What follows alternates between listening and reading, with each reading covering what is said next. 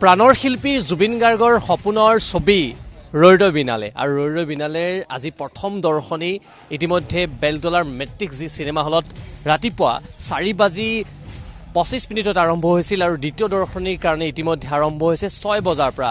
পুনতে আমি এটা দৃশ্য দেখাবলৈ যত্ন কৰিম। এয়া হৈছে বেলতলা মেট্ৰিক চিনেমা হলৰ দৃশ্য। এনেদৰেই চিনেমা হলটোৰ প্ৰথম যি চকী, এই চকীত যদি আমি চাওঁ, চকীবোৰৰ সন্মুখত এখন বিশেষ চকী ৰখা হৈছে। এই চকীখন অৰ্পণ কৰিছে জুবিন গাৰ্গলৈ বুলি আমি দেখুৱাইছোঁ।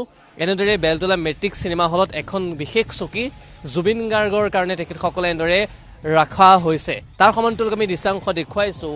এয়া এনেদৰে পুৱাৰ 6 বজাৰ যিটো দৃশ্যাংশ, সেই দৃশ্যাংশসমূহ চাবৰ কাৰণে মহানগৰীৰ বিভিন্ন প্ৰান্তৰ পৰা আহি উপস্থিত লগে লগে ৰৈ ৰৈ বিনালে ছবিখনৰ যি দ্বিতীয় দৰ্শনী, সেই দ্বিতীয় দৰ্শনী হ'ব। মই পুনৰ দাদাৰ কাষলৈ আহিছোঁ। জুবিন গাৰ্গৰ সপোনৰ ছবি ৰৈ ৰৈ বিনালে দ্বিতীয় দৰ্শনী এতিয়া 6 বজাৰ পৰা। প্ৰথম দৰ্শনী এই ঠাইতে হৈছিলে 4:25। আমি দ্বিতীয় দৰ্শনী চাবলৈ আহিছে, কি ক'ব বিচাৰিব? হয়, একচুৱেলি আমি প্ৰথম দৰ্শনী বুলিয়ে কাটিছিলোঁ। হঠাতে কালি আপোনাৰ 4:25 প্ৰথম দৰ্শনী দিছে, কিন্তু অতি বিৰল দৃশ্য। আমি যেতিয়া আহিছোঁ, বৰষুণ, জুবিন দাই বৰষুণক ভাল পাইছিলে। আমাৰ এনেকুৱা লাগিছে যে জুবিন দাই চিনেমাখন চাবলৈ সৰগৰ পৰা আমাৰ মাজলৈ নামি আহিছে, বৰষুণৰ মাজেৰে তেখেত আহিছে, এনেকুৱা লাগিছে। এখন বিশেষ চকী আছে, চকীখন দেখি এই চকীখন দেখি এনেকুৱা লাগিছে জুবিন দা আহি আমাৰ লগতে একেলগে চিনেমাখন চাব, এনেকুৱা অনুভৱ হৈছে। অতি দুখ লাগিছে, তেখেত আমাৰ মাজত নাই যদিও চকীখন দেখি তেখেত আমাৰ মাজতে যে আছে, এনেকুৱা অনুভৱ হৈছে।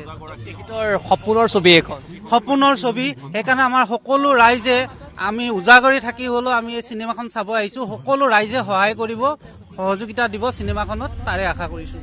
ধন্যবাদ থাকিল। আৰু আমি দেখুৱাইছোঁ ইতিমধ্যে চিনেমা হলটোত লাহে লাহে বিভিন্ন প্ৰান্তৰ পৰা যিটোকে চিনেমামী ৰাইজ, বিশেষকৈ জুবিন গাৰ্গৰ বহু প্ৰতীক্ষিত যিখন চিনেমা ৰৈ ৰৈ বিনালে চাবৰ কাৰণে আহি উপস্থিত আৰু আছে। মই কথা ক'বলৈ চেষ্টা কৰিম। মই পুনতে আপোনাৰ কাষলৈ আহিছোঁ। কোন ঠাইৰ পৰা আহিছে আপুনি? মই আচলতে ইয়াৰ নহয়, শিৱসাগৰ হয়। তাৰপিছত মই ঘৰলৈ গৈছিলোঁ, এতিয়া শিৱসাগৰৰ পৰা বাহিৰে বাহিৰে আহিছোঁ চিনেমাখন চাম বুলি। আচলতে প্ৰথম দৰ্শনী চাব পাম বুলি ভাবিছিলোঁ, কিন্তু হঠাতে কালি ৰাতি পালোঁ যে 4:25 প্ৰথম দৰ্শনী হ'ল, এতিয়া দ্বিতীয় দৰ্শনী হ'ল আজি। তো এনেকৈ প্লেন কৰা হৈছিলে, আগতেই টিকেটটো লৈ থোৱা হৈছিলে প্ৰথম দৰ্শনী হ'ব বুলি, কিন্তু নহ'ল। ছবিখনে মুক্তিৰ পূৰ্বে অভিলেখ সৃষ্টি কৰিছে। অভিলেখ সৃষ্টি কৰিছে, অভিলেখ সৃষ্টি কৰিও যাব। সেইটো সকলো ৰাইজৰ সহযোগ আছে আৰু ৰাইজে জুবিন দাক মৰম চেনেহ আগলৈও দি যাব এনেকৈ। আৰু ইমান বৰষুণকো নেওচি মানুহ আহিছে, 4:25 পৰা আহিছে, সেইটো ডাঙৰ কথা।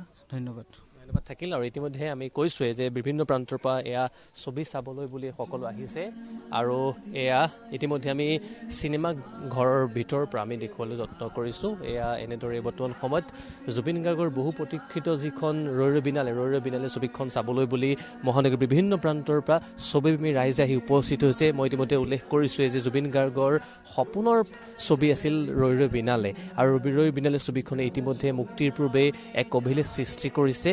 আৰু আমি দেখুৱাইছোঁ, হয়তো কাহানিও এনে দৃশ্য হোৱা নাছিল যে মুক্তিৰ দিনাখনি পুৱা 4:25 তেনেদৰে প্ৰথম দৰ্শনী চাবলৈ এনেদৰে ভিৰ কৰিব। আমি দৃশ্যাংশ দেখুৱাইছোঁ।